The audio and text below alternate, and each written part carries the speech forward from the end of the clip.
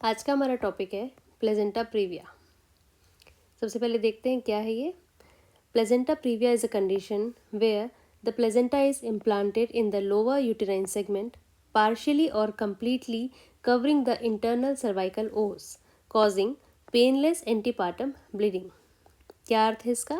Placenta previa एक condition है या एक स्थिति है जिसमें प्लेजेंटा इम्प्लांट हो जाती है या फिर लग जाती है। कहाँ? इन द लोअर यूटेराइन सेगमेंट, मतलब गर्भाशय के निचले भाग में इम्प्लांट हो जाती है। कौन? प्लेजेंटा। ठीक है, जिससे क्या होता है, ये पार्शियली या फिर completely covering the internal cervical ओस। ये डायग्राम के थ्रू हम देखेंगे। तो ये प्लेजेंटा क्या करती है, सर्वाइकल ओस को या तो पार्शियली मतलब आंशिक रूप से या फिर कंप्लीटली मतलब पूर्णतः कवर कर लेती है इंटरनल सर्वाइकल ओस को, जिससे क्या होता है, कॉजिंग पेनलेस एंटीपार्टम ब्लीडिंग, जिससे कि प्रसव के कुछ महीने पहले बिना दर्द वाला एंटीपार्टम ब्लीडिंग मतलब रक्त का स्राव होता है। ठीक है, इसके टाइप्स हम देखेंगे क्या है। 4 टाइप्स इसके बताए गए हैं। किसके द्वारा? फिगो के द्वारा। फिगो क्या है? फेडरेशन है या फिर इंटरनेशनल एक ऑर्गेनाइजेशन है जिसके द्वारा गायनेकोलॉजिस्ट और ऑब्स्टेट्रिक्स इनके क्लासिफिकेशन, डेफिनेशंस और टाइप्स ये बताए जाते हैं। ठीक है, डेफिनेशंस इनके डिसाइड किए जाते हैं, क्लासिफिकेशन कैसे होंगे ये डिसाइड किया जाता है, और इनके द्वारा जो भी चीज़ें बनाई जाती हैं वो अंतर्राष्ट्रीय रूप से एक जैसी ही रहती हैं। ठीक है, फेडरेशन है ये किसकी? गायनेकोलॉजिस्ट और ऑब्स्टेटिक के लिए। 4 टाइप्स के हैं होते हैं ये।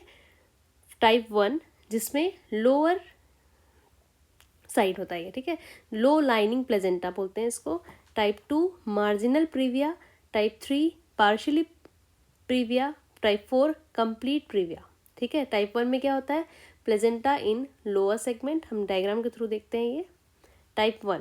ठीक है, जो नॉर्मल पोजीशन है वो आपको दिखाई दे रही है इस डायग्राम के थ्रू।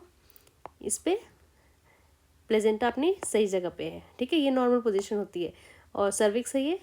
ठीक है, मार्जिनल में हम देखते हैं कि प्लेजेंटा जो है वो पार्शियली कवर किया हुआ है, वैसे कवर नहीं किया हुआ है, इसको देखेंगे तो इससे हल्की हल्की यहाँ से ब्लीडिंग आ सकती है। That is marginal placenta previa.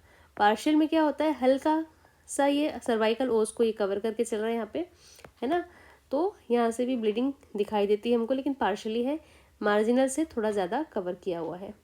Completely जो प्लेजेंटा प्रीविया का जो टाइप है उस पर हम देख सकते हैं यहाँ पे कि प्लेजेंटा के द्वारा सर्वाइकल ओस को कंप्लीटली कवर किया गया है या फिर ब्लॉक कर दिया गया है सबसे पूरी तरीके से, है ना, मतलब कंप्लीटली ये सर्वाइकल ओस को कवर करके चलता है। तो सबसे जो गंभीर समस्या है वो कंप्लीट प्लेजेंटा प्रीविया के द्वारा देखी जाती है। ठीक है, नेक्स्ट हम देखेंगे सॉरी कॉजेस या इसकी ईटियोलॉजी क्या होते हैं, क्या कारण है इनके होने के। प्रीवियस एलएससीएस मतलब पहले स्त्री को या माता को या जो गर्भिणी है उसको लोअर सेगमेंट पे सिजेरियन सेक्शन हो चुका है, मतलब अभी जो प्रेग्नेंट है उससे पहले वाला जब बच्चा हुआ हो तो उसको सिजेरियन सेक्शन के थ्रू हुआ होगा, तो उसको क्या कहते हैं अपन, lower segment caesarean section.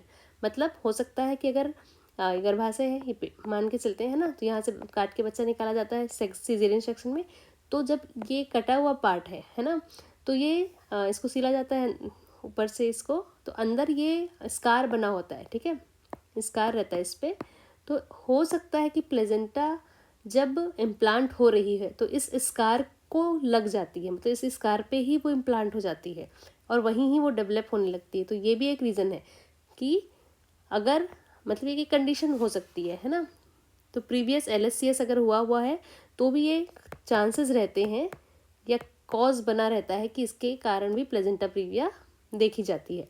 Next है प्रीवियस डीएनसी, यदि हमने पहले या गर्भिणी के द्वारा पहले डीएनसी कराया हुआ हो। मल्टीपैरिटी मतलब ज़्यादा बच्चे हो चुके हैं इससे पहले, है ना।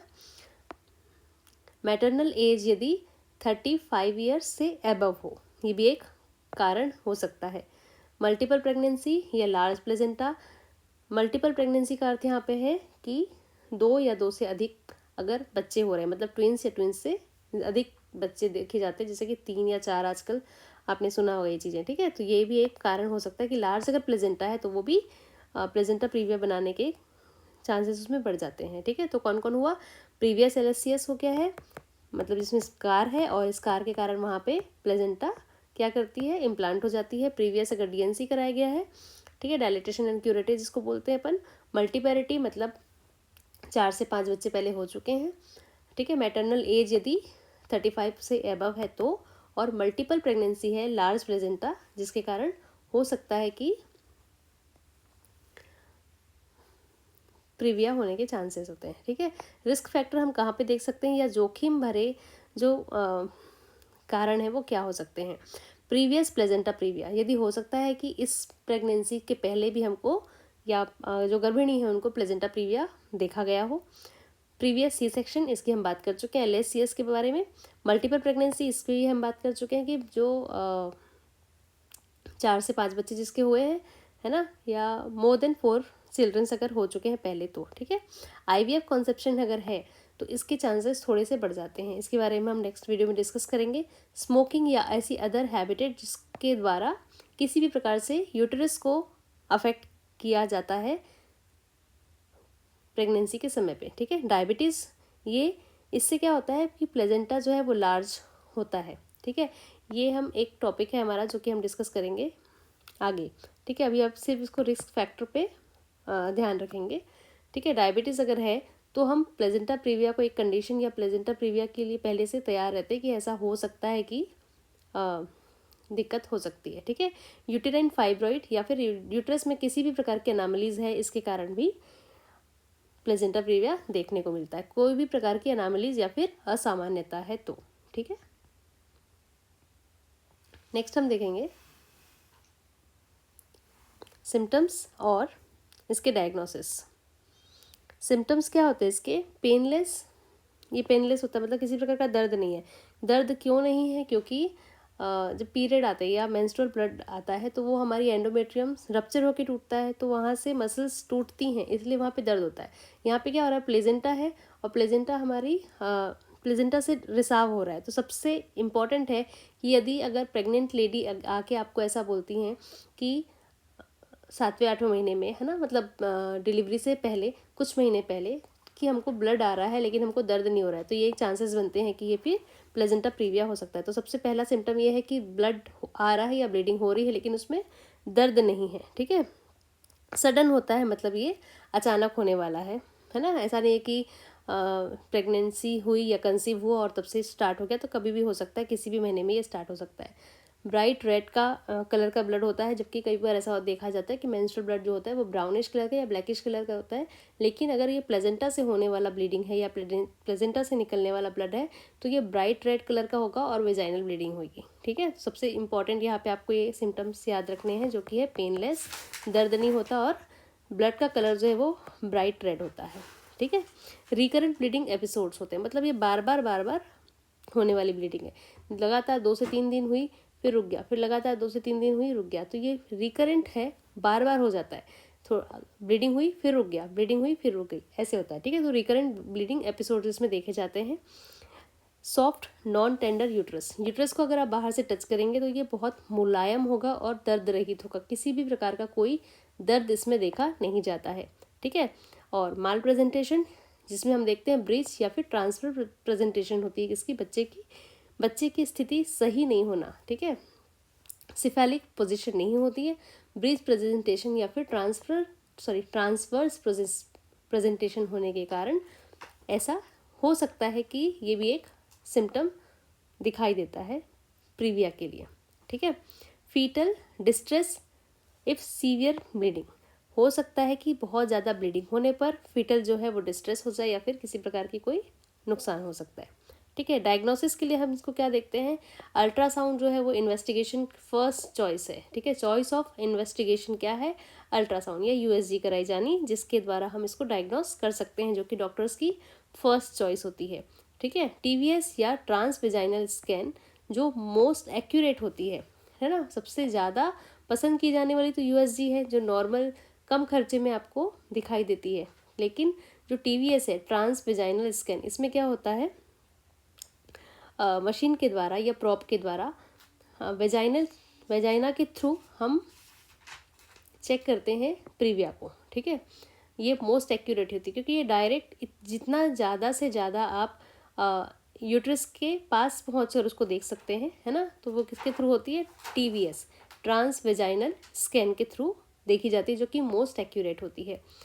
इसके लिए बहुत इंपॉर्टेंट है, ये याद रखना आपको, अवॉइड डिजिटल पर वेजाइनल एग्जामिनेशन, इसको आपको अवॉइड करना है। डिजिटल पर वेजाइनल एग्जामिनेशन का अर्थ क्या है यहाँ पे, कि फिंगर टेस्ट जिसको हम बोल सकते हैं, किसी भी प्रकार से यदि आपको ब्लीडिंग हो रही है और डॉक्टर्स के थ्रू या वैसे ऐसा किया नहीं जाता है जनरली, ऐसा बहुत रेयरली देखा जाता है, क्योंकि वहाँ पे सबको ये पता होता है कि अगर ऐसा कुछ हो रहा है तो हमको पर वेजाइनल एग्जामिनेशन नहीं करना है, फिंगर टेस्ट नहीं करना है, ठीक है। क्योंकि इससे क्या होगा कि फिंगर अगर आप इंसर्ट करते हैं तो कोई भी ऐसे चांसेस हो सकते हैं कि हम प्लेजेंटा को नुकसान पहुंचा सकते हैं, ठीक है। इमरजेंसी मैनेजमेंट इसकी अगर हम देखें तो एबीसी में हम देखते हैं यहाँ पे एयरवेज देखते हैं फीमेल का, ब्रीदिंग और यहाँ पे सर्कुलेशंस, ठीक है। ये तीनों जो वाइटल हैं वो स्टेबलाइजेशन होने चाहिए, स्टेबल होने चाहिए, ठीक है। एयर बैग्स देखते हैं इसके, है ना, सही से बच्चे को और माँ को ऑक्सीजन मिल रही है कि नहीं, इसकी ब्रीदिंग चेक करते हैं, है ना, और सर्कुलेशन चेक करते हैं। तो ये तो तीनों वाइटल से ये स्टेबल होने चाहिए। 2 वाइट बोर IV कैनुलास लगे होने चाहिए, 2 मोटी IV कैनुला लगे होने चाहिए, जिससे बच्चे को या माँ को, स्पेशली माँ को, किसी भी प्रकार का डिहाइड्रेशन नहीं हो। ब्लड ग्रुपिंग और क्रॉस मैच पहले से हमको रेडी रखना होता है, क्योंकि कभी भी इसकी आवश्यकता पड़ सकती है, ठीक है। IV fluid, transfusion of require, IV fluid देना है और ट्रांसफ्यूजन यदि इसकी आवश्यकता पड़े तो। अवॉइड PV एग्जामिनेशन, इसके बारे में हम बात कर चुके हैं। कंटिन्यूस फीटल मॉनिटरिंग, लगातार हमको फीटल मॉनिटरिंग करती रहनी है, जिससे हमको ये पता चले कि बच्चा स्वस्थ है। टोकोलाइसिस इफ माइल्ड ब्लीडिंग या प्रीटर्म है, तो यदि बच्चा प्रीटर्म डिलीवरी हो सकती है, अगर हमको ऐसा लगता है कि बच्चे को खतरा है, ठीक है, माँ की बॉडी में, और ब्लीडिंग अगर ज़्यादा है, तो क्या करते हैं, हम टोकोलाइसिस देते हैं। टोकोलाइसिस मतलब क्या होता है कि कंट्रोल करना, कॉन्स्ट्रक्शन को कंट्रोल करना, या डिलीवरी को या फिर प्रसव को टालने के लिए कुछ मेडिसिन दी जाती हैं, जिसको हम टोकोलाइसिस कहते हैं। इंपॉर्टेंट है ये, आपको वाइवा में जनरली पूछा जाता है कि व्हाट इज टोकोलाइसिस। तो टोकोलाइसिस क्या है, जो कॉन्ट्रैक्शन को या यूट्रस कॉन्ट्रैक्शन को कम करे, है ना, उसको हम कहते हैं टोकोलाइसिस। तो ऐसी मेडिसिन दी जाती है जिससे ब्लीडिंग कम हो या कॉन्ट्रैक्शंस कम हो और बच्चा प्रीटर्म ना हो, ओके। नेक्स्ट हम देखते हैं यहाँ पे एक्टिव मैनेजमेंट। फर्स्ट है यहाँ पे एक्सपेक्टेंट मैनेजमेंट। इसमें हम देखते हैं कि अगर बच्चा 37 वीक से 37 वीक से कम है और ब्लीडिंग बहुत कम है, तो हम इस मैनेजमेंट पे काम करते हैं, ठीक है। अगर बच्चा 37 वीक से कम है और ब्लीडिंग भी कम है, तो हम फीमेल को क्या बोलते हैं, बेड रेस्ट करने बोलते हैं। कम्प्लीटली स्टेरॉइड्स दी जाती हैं, स्टेरॉइड को दिए जाते हैं बच्चे के फेफड़े के विकास के लिए या फिर फीटल लंग्स को की ग्रोथ के लिए, ठीक है, स्टेरॉइड दिए जाएंगे यहाँ पे। सीरियल अल्ट्रासाउंड, लगातार या कंटिन्यूसली हम USG के कांटेक्ट में रहेंगे, जिससे हमको वहाँ की कंडीशंस पता चले, बार बार USG करते रहना है, ठीक है। अवॉइड इंटरकोर्सेस ट्रैवल, ये जनरली कॉमन चीज़ें हैं। इंटरकोर्सेस या फिर किसी भी प्रकार की यात्रा यहाँ पे नहीं करनी है, ट्रैवलिंग अवॉइड करना है अगर ऐसा कुछ है तो, ठीक है। डेफिनेटिव मैनेजमेंट मतलब ये तो एक्सपेक्टेंट है, मतलब ये देखा जा सकता है कि अगर 37 वीक से कम है बच्चा और बहुत कम है ब्लीडिंग, तो ये आप कर सकते हैं। डेफिनेटिव मैनेजमेंट में आप देखेंगे डिलीवरी बाय C-सेक्शन, है ना, अगर 37 वीक से ऊपर हो गया बच्चे को, ठीक है, या 37 वीक ही चल रहा है और 3 और 4 टाइप का फिगो जो हमने क्लासिफिकेशन देखा था उसमें 3 और 4 टाइप का यदि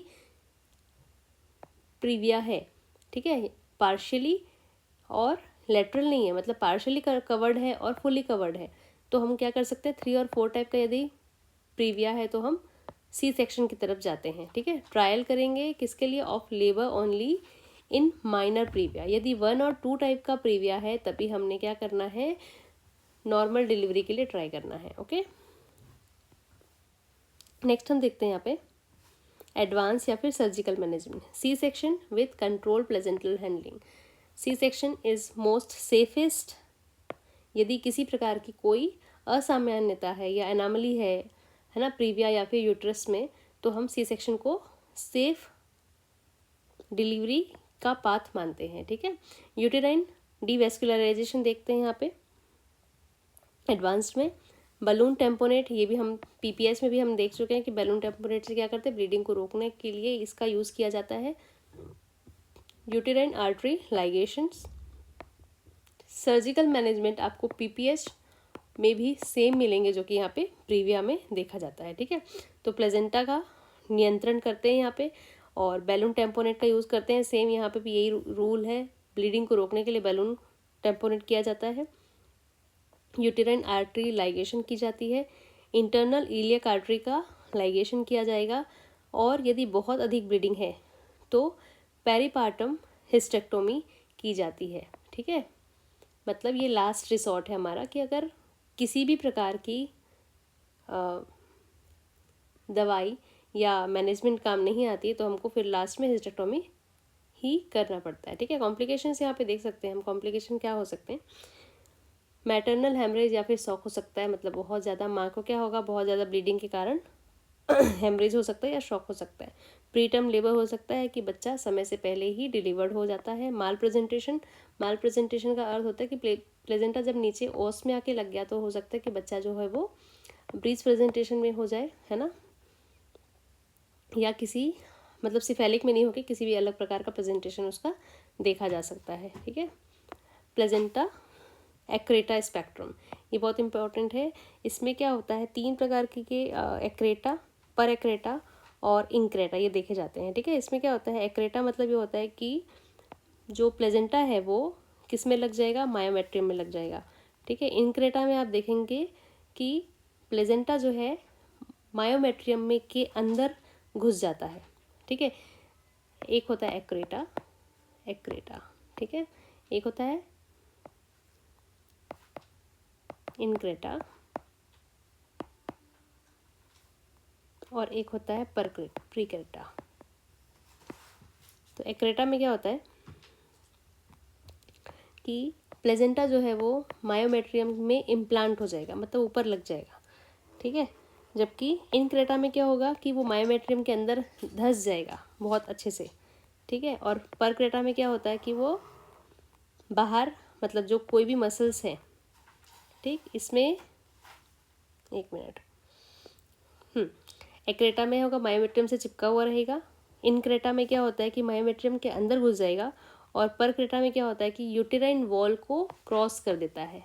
ठीक है, और यूटेराइन वॉल को क्रॉस करके वो कभी कभी ब्लैडर की तक पहुंच जाता है, बहुत इंपॉर्टेंट है, याद रखना है। ठीक है, यूटेराइन वॉल को भी क्रॉस करके ब्लैडर तक चला जाता है, जो कि सबसे ज़्यादा आपको गंभीर समस्या उत्पन्न कर सकता है। ठीक है, तो 3 इसके टाइप हैं, वो याद रखना है। तो प्लेजेंटा एक्रेटा स्पेक्ट्रम यदि देखा जाता है, मतलब ये स्टार्टिंग कंडीशन में ही आपको पता चल जाएगा कि अगर एक्रेटा है मतलब मायोमेट्रियम के ऊपर ही लगा हुआ है तो ये प्रीविया होने के चांसेस हैं यहाँ पे। ठीक है, ये कॉम्प्लिकेशंस देखे जाते हैं जो कि आपकी यूट्रस को नुकसान पहुँचाएगा। ठीक है, पोस्टपार्टम हेमरेज, जिसको हम पिछले वीडियो में डिस्कस कर चुके हैं।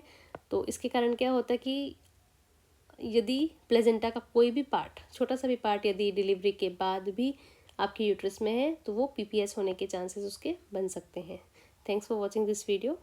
नेक्स्ट वीडियो में हम डिस्कस करेंगे